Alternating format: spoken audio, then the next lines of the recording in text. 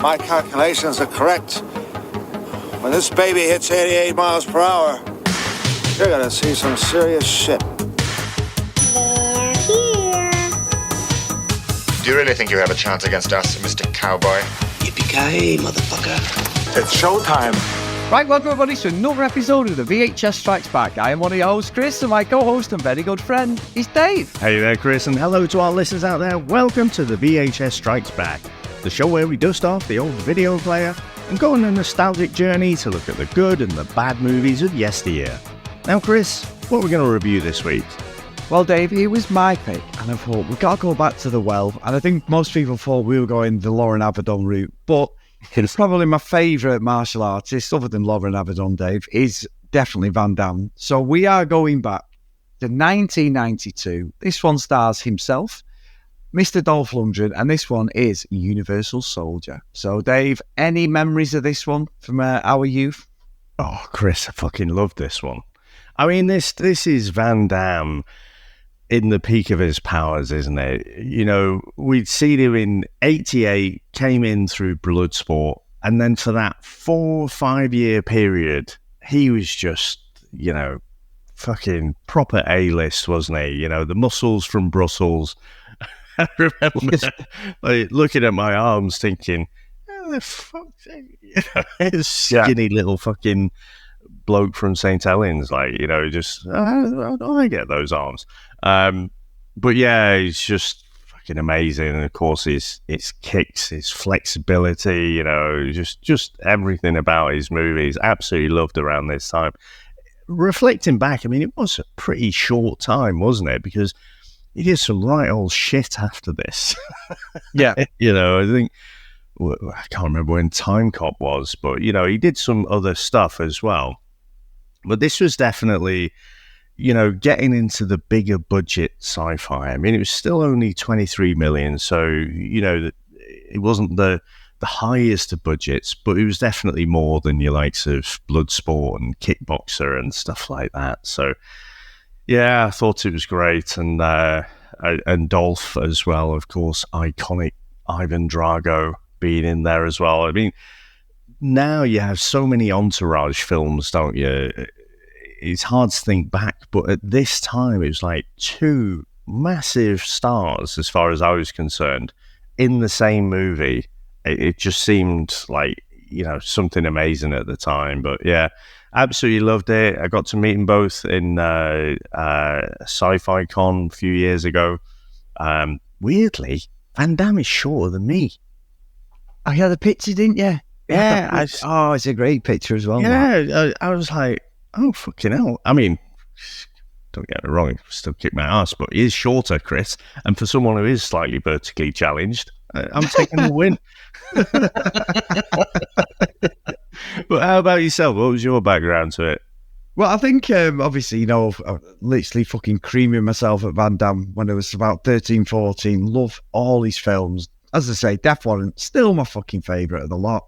But this one was just one of the ones. I don't think I watched it initially. I think it was like maybe a year or so after it came out on VHS. So maybe about 94 I watched it. And I was like, why have you not watched this? It's just Van Damme in DNA. You got the slow-mo bits when he's always getting his ass kicked. And then all of a sudden, I mean, I love them sort of redemptions anyway, where someone's getting, you know, it's that that wrestling fan in me, you know, the Hulk Hogan's, Ultimate Warriors, you know, getting their shit kicked out. And then all of a sudden, they're just totally impenetrable to pain, aren't they? And they just go on a fucking crazy thing to win the matches. So I think I've always loved that, like, redemption side of these movies. And with this, it's just Van Damme. And Dolph Lundgren, you know, again, I remember he's such a wanker in it, you know, real hams it up in the film. And there was some great fight scenes at the end in the barn and everything. So I've watched clips of this definitely within the last year or so, 100%. You know, these little rabbit holes and different clips. But I've seen that diner scene where he's eating quite a lot on TikTok for some reason. It always seems to come up, that scene. But I think it's just one of them, like, how good is it? I'd probably say I've not watched it really for about 10 to 15 years. And sometimes time is not always favourable. And it's mad how it's only 2015, which seems like nothing. But the world's changed so much. So even when you watch movies now, like you watched maybe 10 years ago, and you go, oh yeah, I've quite enjoyed it. You watch it and go, don't know about it. And obviously, 2015. no, I mean, just in general. If you watch a movie, say I've watched this 10 years ago. Oh, God, yeah. It's amazing. Oh, yeah. The way I explained it. You just lost 10 years Yeah, there. yeah. No, I'm an ex-Vietnam soldier, Dave. I was actually killed in the 60s by myself. But no, and what I mean is your perspective on certain movies that you've liked. Like when we covered on this Ferris Bueller's Day Off, I was convinced I was sending it to Cloud City. Convinced. And then when I watched it, I was like, actually, Ferris is a fucking prick. But Ferris Bueller got me through primary school, secondary school. I said it on the podcast, you think about like the twist and shout bit, and I've replayed that with the Back to the Future, Johnny. It'd be a good thing before I was going to school. It's like a boxer coming out as a motivational thing just to get me to fucking school every day. But I would play it, but then when we watched it, I was like, I mean, I don't hold this in the highest regard as Ferris Bueller's Day Off, but it was always like one of the movies I'm thinking, oh God, is it still as good as I remember? So it's interesting watching it now, thinking, and also what did you think? Because like these sort of silly popcorn type movies they were just our fodder as kids, weren't they? Like we're very similar in our taste in movies, other than your ridiculous fucking love for stupid sci-fi movies. But come back to that, by the way. I bet we are. But no, I had to pick it. I've got a few Van Damme ones. I nearly picked Double Impact. I don't think we've done that. I was like, well, I watched it. You did. You watched it because it was not Death I watched the Warrant. wrong one. That conversation we were talking about, and I'm going, I think you've watched Double Impact, Dave. You've not watched Death Warrant. That was follows in it and everything. Yeah, I'm like, what film were you watching? Imagine if we'd not spoken, then when we got on the podcast, we'd have been like, oh, and there was no AI then, Dave. There was no chat GPT, even go back a couple of years, so you've not been able to blag that. So, but no, I just felt like, I know it's the year of the stitch up, but I just wanted to cleanse my palate with a bit of Van Damme, the rippling fucking thigh muscles, Dave, which we get to see in the movie as well. And just all that over the top fucking macho bollocks. I thought, yeah, let's just go back to some of the roots of the podcast. So, so that's why I picked it this week. I'm looking forward to this one. Yeah, and I think you've tipped your hand maybe a little bit there, but let's see how we go. But Chris, should we get into our trailer? Let's go. In 1992, just 1 year after Terminator 2, redefined sci-fi action came Universal Soldier, the film that said, what if we had cyborgs but made them sweatier? I was just wondering if you had the Madonna with the big boobies there. Hello, good morning. Lenny, yeah, hang on, I've got to do mine on it. It's high concept melody sci-fi with a deep philosophical question. What if Van Damme was dead, naked, and constantly confused? Also picked by Chris. A few moments later, the man who says every week, I don't like sci-fi. And yet here we are, watching bored cosplayers in flak jackets. Yeah, but this one's got fighting, Dave. Just blokes punching each other through walls. Van Damme is Luke Devereaux, a reanimated Vietnam veteran with Bluetooth slapped to the side of his head and a passion for spinning kicks. And Dolph Lundgren is Andrew Scott, also dead, also back, and now leading the fashion charge in serial killer accessories. And don't worry, the splits are here. At one point, he does one mid-flight for absolutely no reason. Fuck off. Fuck off. Very good. It's like Robocop if he spent less time upholding the law and more time stretching hamstrings. Universal Soldier, the movie that tries to be Terminator 2, but looks like it was shot in between episodes of American Gladiators. Coming soon on a tape that's 2% plot and 98% testosterone. Rated R for reanimation, roundhouse kicks, and really sweaty cyborgs. Van Damme, Lundgren, sci-fi, fucking sci-fi that I don't even like, but kind of love. So all I can say is shut up.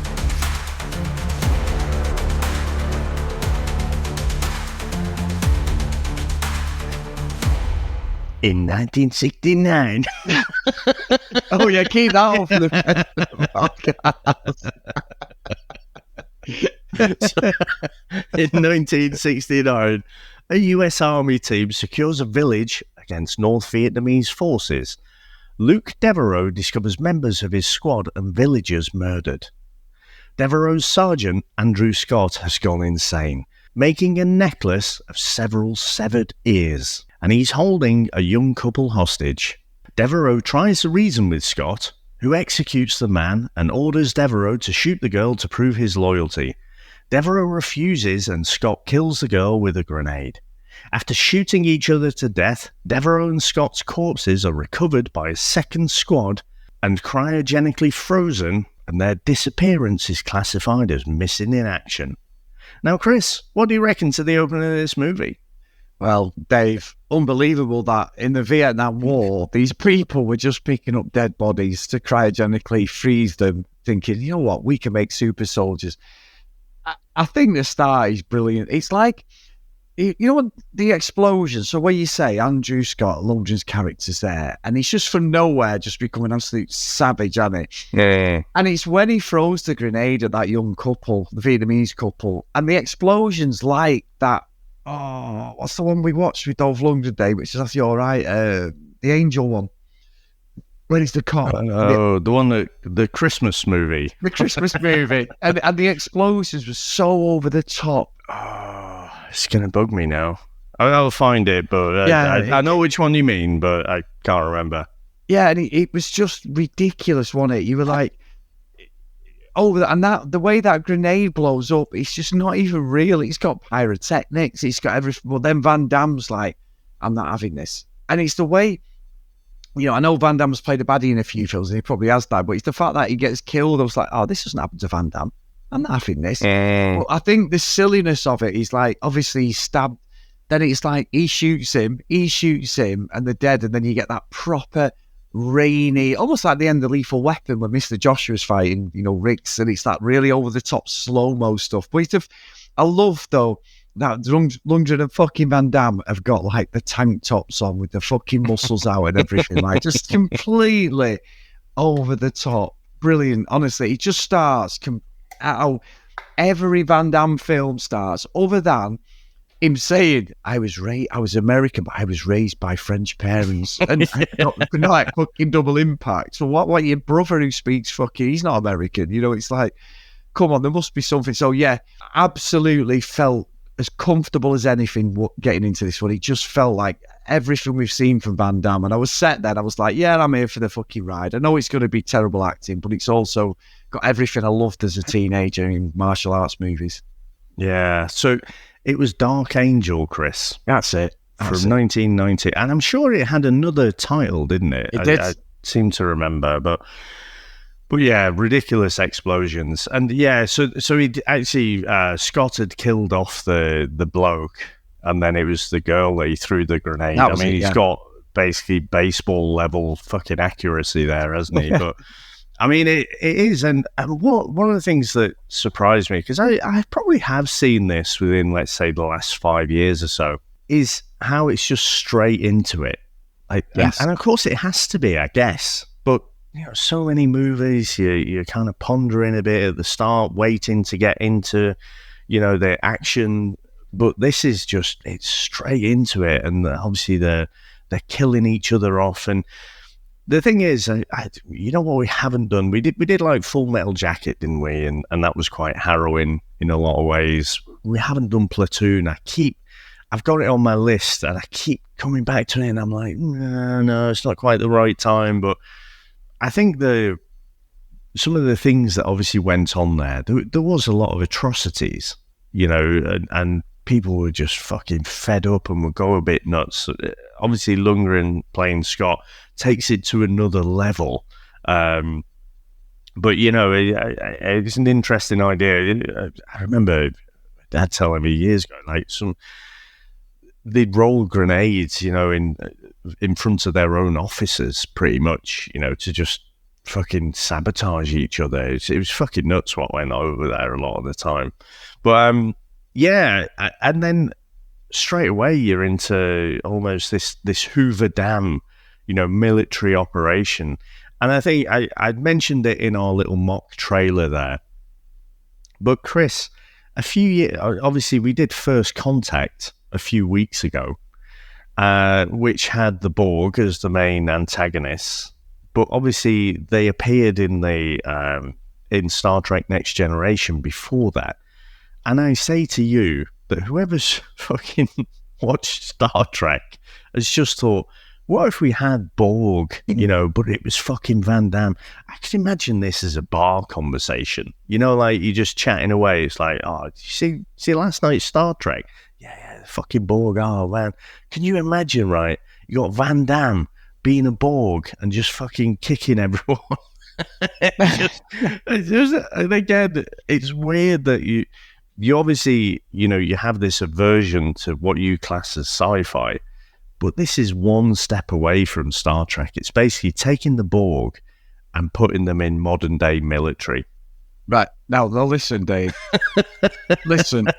If I've got any fucking friends who sit with me in a pub and go, did you watch last night's Star Trek episode? Yeah. They're not friends of mine. All right. Replace pub with fucking Dungeons and Dragons. but I'm saying that. If it was something like fucking, I don't know, like Smallville or something like that, or even I started watching Andor finally, second series, which I love again. The first series, phenomenal. The first series, good. I'm so good. This second series, I'm about 3 episodes in.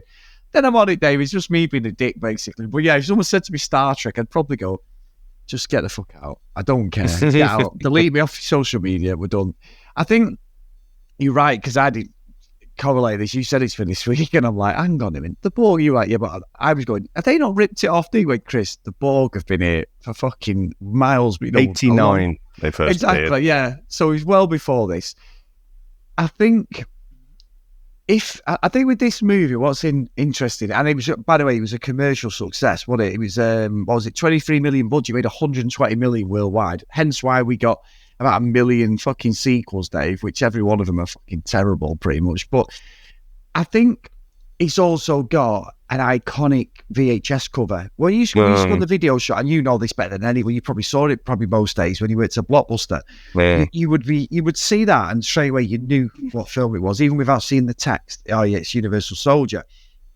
But I also think, and it's more of probably one of Van Damme's bigger budget movies as well, because he didn't get paid a lot for his first couple of years. Really, he was, and it is him. What can we do? And I think you look at even Stallone. Stallone's got some variety in his acting, and there's the odd movie like Copland, and even some of the ones he does. His monologues in Rocky are good. All right, everyone says Rocky, Rambo, but he has done some good movies. But with Van Damme, he just doesn't deviate, does he? Because he hasn't got anything. He's not a good actor. It's all about the athleticism. And the fact that every single movie, and I joked about it before, is about his fucking French, Belgium. I always said French for some reason. Why never went with Belgium? I don't know whether there's one film where I said Belgium, heritage. But it's because he wouldn't be in these movies. As someone with an accent like that, they're usually the baddie, aren't they? Like the bad guy. I know in Expendables he was, in Expendables 2 or whatever, but it doesn't always work. But with Van Damme, you just accept it. And then, like I say, and in some movies, they just don't even fucking say it. They act as if he's American, and it's look, Dolph Lundgren's accent's actually pretty good in this in parts. And some of it's terrible, but he does sound, he sounds more American than he was Ivan Drago or whatever. He had well, he was playing a Russian. He was playing a Russian, Swedish one, yeah, true. But I always thought that his accent after Rocky was that accent, and it's no, he's fucking Swedish. He's not even Russian. And then when you hear him speak, he does have an American twang. But whereas with Van Damme, he's never pulled that. He might have the odd bit of dialogue. Like when I see my sister, I saw her in Vegas recently. She lives in Vancouver, and her husband, proper Mancunians from where I live. Obviously my sister, but they're all from this area, and they've still got that Mancunian because they always say they love seeing us because it feels like home, taking the piss and everything, because the Canadians are not like that. But then my sister will say stuff, and I'm like, oh yeah, you can tell you're a Canadian resident. You've been there 12 years, because she'll put. She plays football. She plays for United and City women's teams. My sister, and she calls it fucking soccer. And I'm like, what? And then after the first time she says it, she looks at me and goes, sorry. football. It's because they don't understand when you say football, as we all know, means American football. Even though they use the fucking hands and only kick it once. I've never understood that. Ridiculous. Biggest game in the world, apparently. I love the American thing, the egomaniac side of it, of the World Series of baseball. It's great. Do you play anywhere else? No. NFL World Champions, yeah, you only play it in America. You come to the UK to the odd game now, where you play against American teams. That's not how fucking being world champions. The world champions is the World Cup. That's it. The biggest sport, honestly. As much as I love America, I've got a fucking sleeve of American stuff on. Fucking nonsense that the two sports generate is ridiculous, isn't it? Unbelievable. Anyway, Dave, I'm on a rant now, but I'm weird tangent to go off on there. Just got to die on. yeah, isn't it? Our American listeners, I'm sorry, but it's the truth. Could even get onto the wrestling, the whole intercontinental championship and whatever. Yeah. But yeah, I think one of the things I found interesting, I mean, you have the other, the sort of almost love interest, don't you? So yes. Veronica Roberts, she's almost like a Lois Lane character, isn't she? And I've heard people like slate her role and stuff because she never really, she did more sort of TV work. But I think she plays an okay role. I mean, she basically has almost nothing to do in this movie, does she? She's there to be the love interest. She doesn't particularly have like a lot of agency. She just, follows this guy for the story and then sort of ends up falling in love with him. But I mean, he is rather dreamy, isn't he? So, can't blame her for that. But yeah, I mean, they're basically, again, like I say, where they get killed off at the start, that it all seems to happen quite quickly. But it seems to happen quite quickly as well, where, Devereaux's getting the flashbacks. And, he's apparently, it's 20-odd years or 30 years since the Vietnam War. And suddenly he's been in this program, presumably for most of that time. But he keeps having these flashbacks about Scott. And, initially they try and rewrite his programming and stuff. But where I think it gets weird is I don't know how much direction they had.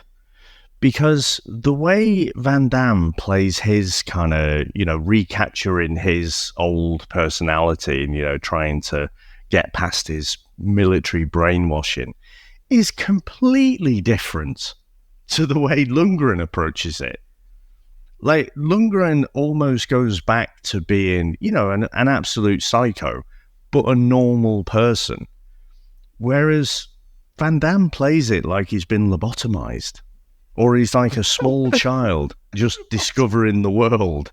Like, do you not think the way they approach it is completely different? It's like this. I don't know if you've mentioned this, but he's just RoboCop, innit? Basically, when he has the flashbacks and he's the whole drop with the family, and then like he goes back to his house and they're like his memory's been erased. He'll never know who he is, Murphy. William Murphy. And that is, again, it is just like Robot. And you're right, it's a very good pick. That's a very good observation about the childlike side, because Scott has got every fucking mannerism he had when he got killed in the Vietnam War, hasn't he? He's just an absolute dick from the get-go. He's got the arrogance. He's not like he's a robot and then his true self coming through. Gone, I thought that. I'm just a baddie. That's it. So you're right. That's a very good observation. I've never even realised that, because Van Damme, when he's eating the food in the diner and everything and he's eating, that's like really over the top. And we've seen that in other films, Dave. We have seen a scene like that with like a cyborg type thing, or even like Arnie. Look at Arnie with the, I mean, it's just around the same time, but Arnie in Terminator 2, when you close your boots in the motorcycle and then kicks the shit out of all the Hell's Angels, doesn't he? But it's that like dialogue. Arnie is a cyborg, he's a robot. It's only when he gets with John Connor and he's like, he's saying stuff to him like, you've got to say this, hasta la vista, baby, and all that sort of thing. But whereas, and I must admit, you touched on something as well. I think what's really weak in the movie is the girl in it. She's fucking terrible. She's so bad in it. He's sort of whatever she must be, love interest. She's just awful as an actress in this. She may have been an amazing actor. I think she's terrible. I think think she's passable. I mean, like I say, I don't think she's really got that much to do. Oh, I think she's terrible. I really do. I think like she's almost playing it like she's in a fucking episode of Scooby-Doo sometimes, where she's over the top and everything. I mean, when he says to her, like, there'll be something hard in my body, and he's got his top off and everything, and she's there, and I'm like, and she's like, okay. And he basically said, it's like you said, acting like a child, the way he speaks. Instead of saying, I think there's a microchip, which is a tracking device. Can you get rid of it? And then we get a bit of a Terminator-like feel, don't we? With the knife and everything. Yeah, they've got to say, Van Damme's fucking quads are fucking unbelievable, aren't they? I mean, in Bloodsport, the mint, but my God, and I've seen a recent picture of him. He looks so good even now. He just looks like he did back then. I know he's good with the angles and that. He has that same pose that he does, but he's still got the fucking bicep. Everything. He's got the six-pack. I saw a video with his wife, thanking his wife. It's his ex-wife he's got back with, how bad a person he was. Oh, really? He's doing a bit of a redemption out. Yeah, there's a video of him saying that, like, she saved me and all this, and like they've got back together and that. And but he just looks phenomenal. Like 64 years old. I would love to look like that when I'm 64 years old. It was so good. I know he's had his demons and that, but he is like Stallone and even Arnie and that. Just someone who does fitness for life. And I respect that, because at 46, I want to keep doing this as long as I fucking can. You know what I mean? I do respect that. I do respect it, because I do like all that. And I love, like, Dolph Lundgren looks fucking good in this as well. I know Ivor Drago's probably his peak, but he looks good in this as well. It's just, I just think he's a good baddie. He's a horrible wanker, isn't he? But he, like you said, you've probably ruined the movie for me now, Dave. It's so different that he's kept his personality, and Van Damme is just RoboCop, and the memories are coming back here and there. It's just bizarre. You've ruined it. I'm not watching this again. You've ruined the whole fucking thing now. But I can't believe you haven't. Well, maybe it's just one of those things. It's there in plain sight of them, because I wouldn't have noticed that when I was watching it the first time. But it's just one of those things that's always sort of. I remember a few times, not just this recent rewatch, but just thinking it's weird how they're completely different. Because basically, Devereaux has a couple of goes at like snapping back into his normal personality, but he never quite gets there. Yeah. And like say, the diner scene is not there for the acting. Right? No. It's there for to have people line up one by one, so Van Damme can kick their ass. But it's the fact it's like, oh, food. What is food? Oh, I like food. I'm going to have more food. It's like the Terminator parallel is quite apt, because, he is a fucking cyborg machine trying to learn to be human. But it's like Van Damme's got the same memo, but he was human. Yeah. and Dolph Lundgren, it's like, as soon as he snapped out, right, motherfuckers, lend me your ears. Yeah, give me your ears. and as we're talking, you know what this scene is as well, the diner scene, with Terminator, definitely. It's like exactly the same as Kickboxer when he's dancing.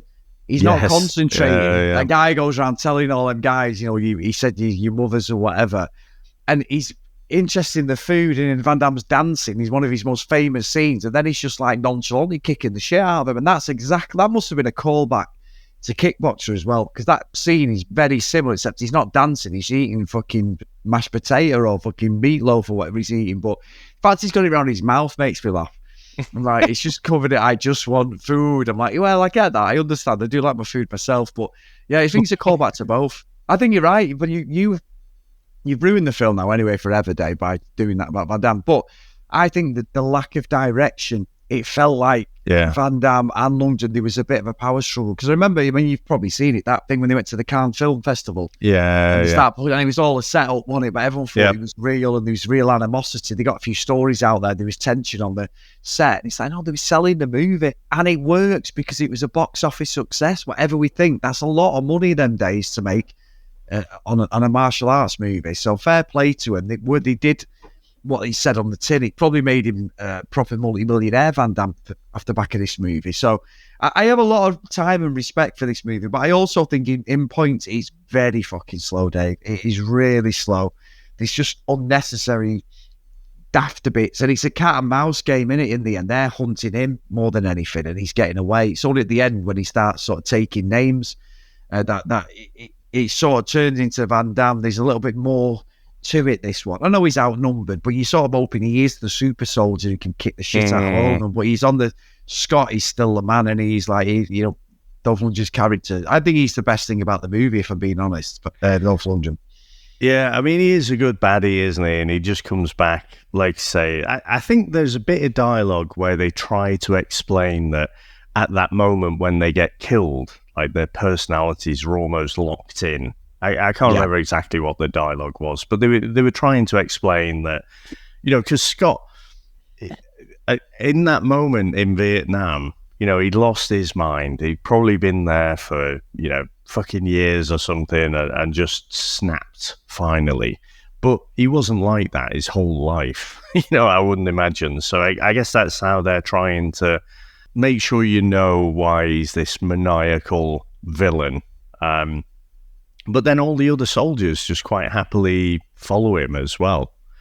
And, you have the scientists. So I did like the little bit where the scientists trying to trick the robot or one of the other soldiers to hold the grenade, but he holds the grenade and then he's still got hold of the scientist as well and fucking blows himself up. So, yeah, he's basically, like I say, it's a bit of cat and mouse going on.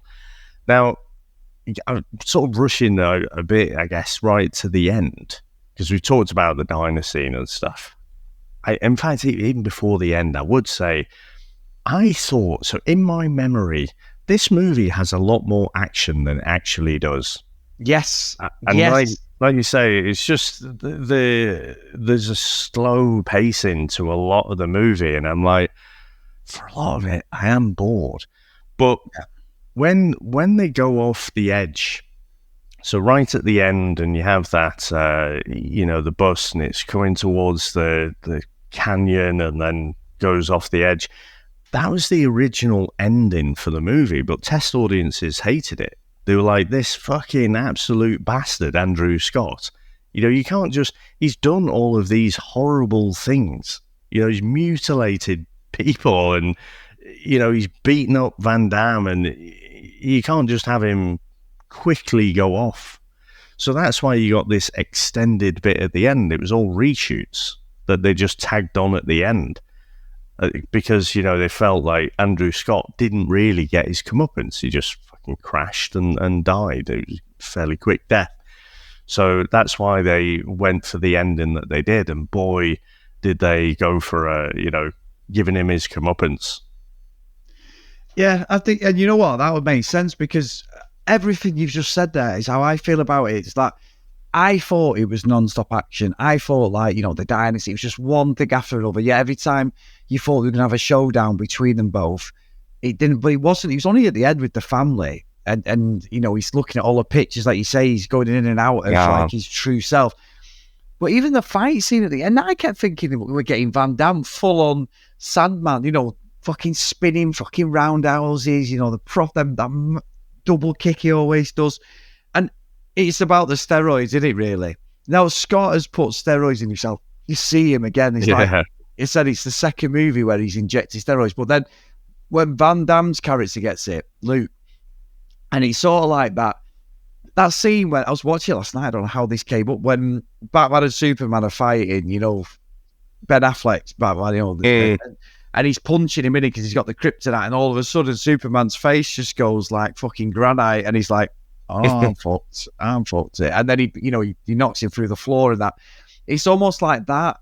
But then there's still a bit of like backwards and forwards. But I think ultimately you know where it's going. But Van Damme, I still love Van Damme. For me, aesthetically, he's the best martial artist on screen for his use of his body. We always take the piss out of the fucking ballet he did and all that.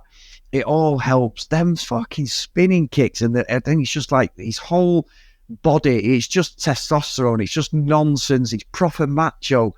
over the top nonsense, but it just absolutely works in Van Damme movies. I love that about his movie. I think as he's got older, he always seems to play like, obviously, this older character who's downtrodden. His body posture's always like he's leaning over, and then he comes out of himself. And whereas these are just him at his peak. I know he's not a tall guy, as you said when you met him, but it just works. And I think like he's not as tough as the baddie. I always say it. I want a baddie who is just superhuman, and we get that in Scott. And I like the end of it. And then you get the whole, the mincemeat thing of and that. He's quite gruesome, but he's a bit not out of place, but he's a bit different. I think overall, this is just Van Damme 101. You get what he says on the tin. No matter what movie he's done, if he's the main star, he's not like a support character. This is what you're going to get. Whatever story you're going to get, he's a French fucking American. Something's happened with his family. He's out on a revenge mission. He's against a baddie who's so much better than him. But we ultimately get the Van Damme fucking greased up, muscles ripping, serrations everywhere, shot. And yeah, I'm here for it, Dave. I don't care. And I'm not touching myself as I say that, Dave, but I do love the movie. Not I'll admit it, but there you go. Yeah, I do think this one is, better in highlight form. And like you say, that fight at the end, I'd forgot, to be honest, that he takes basically the steroids, so he evens it up.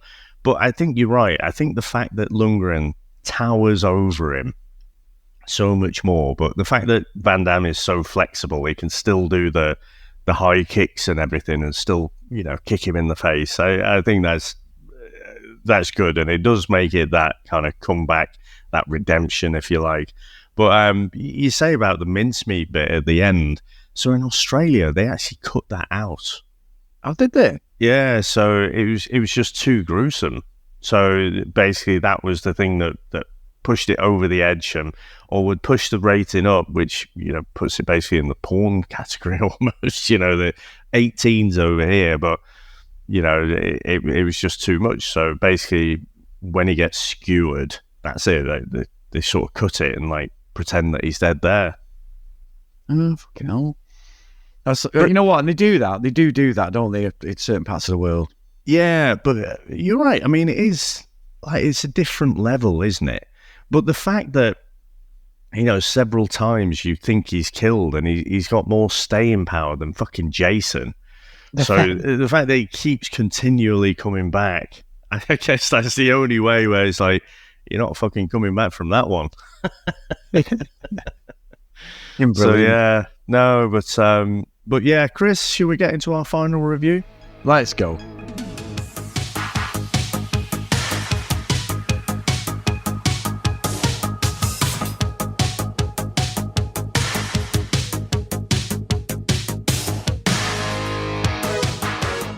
Dave, I mean, we're in the review stages of things, but I know it's your pick next week, so I don't know what to say, whether to do the longest, review pitch ever, because I'm not looking forward to what you're picking next. As I said before, I think it's just Van Damme. You get what he says on the tin. It's ridiculous. It's stupid. That none of it makes sense. Some of the acting is horrendous, but ultimately it is martial arts fucking 101. And you're right. I think it's in TikTok format or YouTube shorts, whatever it is, this movie would look like one of the greatest martial arts movies ever, but it does drag on. It's far too, it sounds silly, it's only in for an hour and 40, but it feels like there could be at least 20 minutes taken out of it, which, sometimes you're like, that's a short movie, but I think there's just really bad bits in it as well. And like I say, the supporting cast, some of them are terrible, but I would watch this again, Dave, all day long. So I think I'm going to put it in Hill Valley. Just in Sneaking from Elm Street, it's not top tier Hill Valley, but it's still a good movie. It's still Van Damme, and I'm glad I've picked it. Now, can you go easy on me, Dave, for next week before you give us your score? No.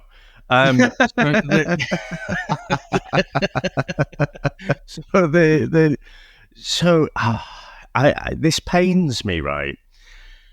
In my head and in my heart, I love this, and this is a Cloud City all day long. I love the way it looks. Also share the love that you have for Van Damme. It's just the way he looks on the screen, and this is him in a bigger budget movie, and just fucking love it. And when when I got to meet him, and there's people there in Universal Soldier cosplay, basically. And let's face it, with the costuming and everything, you can do a pretty good cosplay these days, you know, with not much money and stuff. So I think, yeah, if you ask me, in my heart, this is a Cloud City. But actually watching it, it's so dull in different places. I'm like, I can't bring myself to put it anywhere there. And actually, objectively, I think you're right. I don't think it's even a Pleasantville. Because if you want to get your Van Damme fix, there are better movies. You know, the likes of Bloodsport, the likes of Kickboxer. You get more of your Van Damme fix there. And so, yeah, in short form, I think this movie is fucking great. But the pacing of it, it's not good. And so I just feel like the action is not top tier. And so, yeah, I'm going Hill Valley as well. And I never thought that. I thought this was going to Cloud City all day long. But, yeah, it's just dull in different places in the movie. No, it is. I can't even argue with that, Dave. I totally agree. So go on then. What are we doing next week, Dave? Well, Chris, one of the things that I wasn't quite aware of is just how many sequels this did spawn. And if you look at the... If you look at the amount of money it made, I hate you. It's like it's not surprising, really, because, like you say, if you were to set this as, you know, more like the Borg, so it was a futuristic kind of thing, then you have to spend more money on sets and special effects and stuff. But by bringing it to the contemporary day, obviously you don't have to spend that much. So I can see why studio executives were so kind of interested in this. Now, the second sequel did not get, you know, very good reviews. Apparently the third one gets much better, so that was as out of our time range. I think that's like 2009 or something like that. But before the first sequel, Chris, actually came a straight to TV sequel. So in 1998, the same year as David Hasselhoff played Nick Fury, a great year, a vintage year, Chris, there was this straight direct-to-TV movie, Universal Soldier 2, Brothers in Arms. Oh, and so I have even had a little peek ahead. So this one stars Gary Busey, a bunch of other names that you will never have heard of as well. There is a special cameo, though, that adds an extra bit of a twist to this this slightly stitch-up pig. So, yeah, it's free on Plex, probably free on YouTube, though I haven't checked. And so, yeah, I can't wait for us to watch this one. Thanks, mate. There's no need for that, Dave. I've not done anything to upset you recently, have I? Well, what's the problem here? And I just to confirm, it is actually on YouTube. First search, 1 hour, 32 minutes, Dave. At least on YouTube, you can speed it up. The whole movie is on there. The sweet spot, apparently. Battaglia, Andrew Jackson. Oh, my God. Here we go, Dave. Right. Oh, well, at least we're in the same universe, Dave, anyway. Well, sort of. Yeah, sort of. I think there's like a cinematic universe. It's a bit like Halloween, right? You almost have to get the Doc Brown flip chart out to try and figure out. So I think the TV sequels live in their own little pocket universe. Yeah, I think so as well. Anyway, Dave, thank you for that. I need to pick someone good when it's mine in a few weeks. So, big thank you to everybody, as always, for your support. We really appreciate it. If you do want to support us, please go over to patreon.com/the VHS Strikes Back. If you want to email us, the VHSStrikesBack@gmail.com. If you want to follow us on social media, at VHS Strikes Back. So, a massive thank you, and our roll call of honour for today to Nick, Greg, Gareth, Mike, Lee, Helen, Dylan, Dan, Justin, Susan, Timothy, Matt, Hales, Ken, Lucky Lulu Green, Herbs, Jack, Math, Blake, John Hammond, and Mr. Tony Farina. So thank you so much, guys. Don't take Dave's lead when it's your pick. We expect respectable movies, the Van Damme movies, that's fine. And I will be deleting Dave from all accounts this week until next Saturday because I'm not happy about what he's just done. So thanks very much, mate. So Dave, what musical outro have you for us today? So basically, I was struggling again, really struggling this week. Like, where the fuck do I start there? And then I started thinking, right, okay, so 92. And then I started thinking about a certain band from Manchester, Chris. And I say from Manchester because really, the main talent in the band was from Frodsham, and the most popular one was from Stoke. But according to the wider world, they were from Manchester. And it is, Chris, another way where I'm just going to ruin this franchise for you. Because I started to imagine, so I'm talking about Take That, of course, and I started to imagine all Van Damme there and Dolph Lundgren basically doing some Take That choreographed dancing in the full Universal Soldier gear. And then just... that was it then. That set me off on a path. So here we go. A ballad, Chris. Oh, thanks. This is Second Chance Hearts.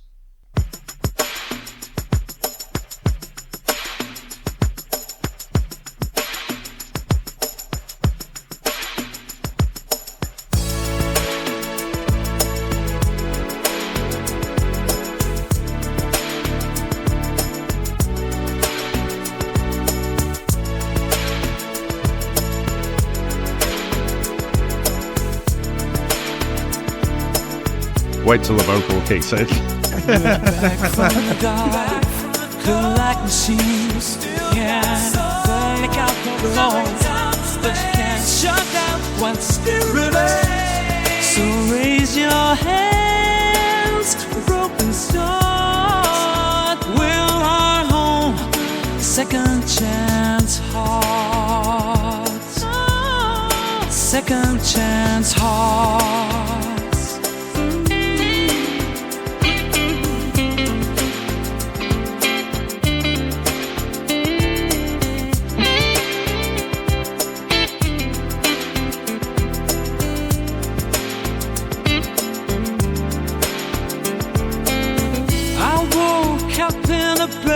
With no light, just machines and memories that don't feel right. They rebuilt my heart, but it don't Feels like an breathe outro right. movie, this. Still I'm That's learning how to really love good. But it does, doesn't it? It feels like title. It is good. I do enjoy it, to be fair. Feel like machines, can't think out what belongs, but you can't shut down what still remains. So raise your hands, a broken start. We'll march on, a second chance hearts, second chance hearts.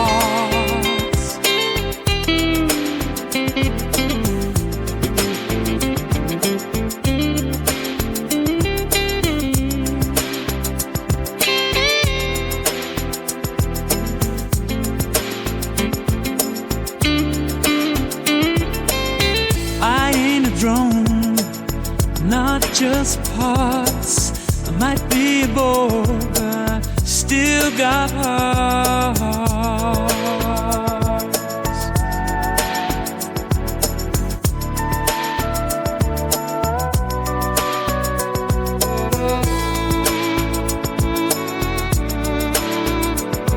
We're back from the dark, feel like machines.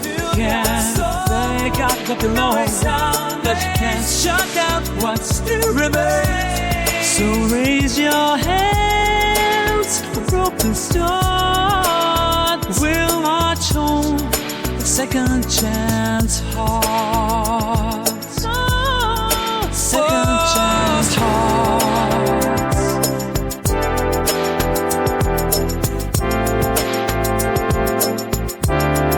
Second chance heart.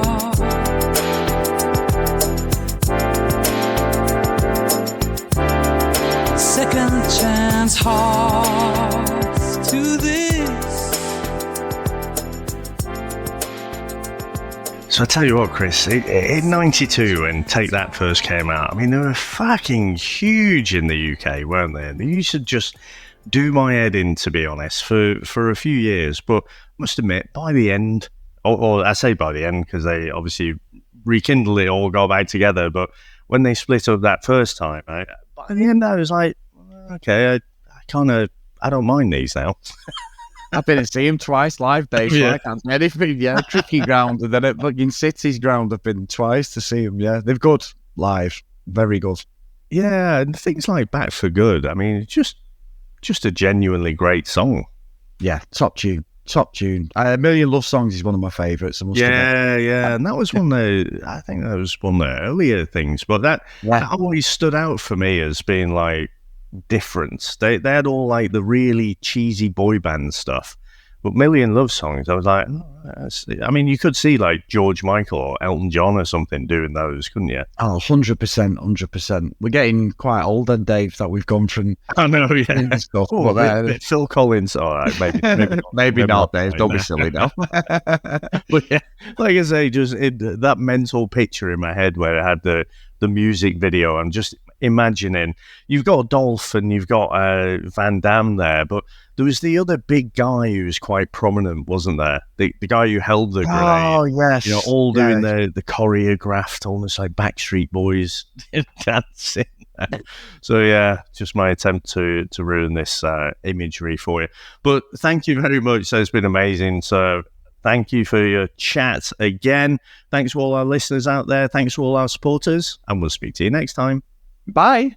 That's it, man. Game over, man. It's game over. What the fuck are we gonna do now? What are we gonna do? Maybe we could build a fire, sing a couple of songs, huh? Why don't we try that? We better get back, because it'll be dark soon, and they mostly come at night. Mostly. I'll be back. That's annoying. We came, we saw, we kicked its ass. Wax on, wax off.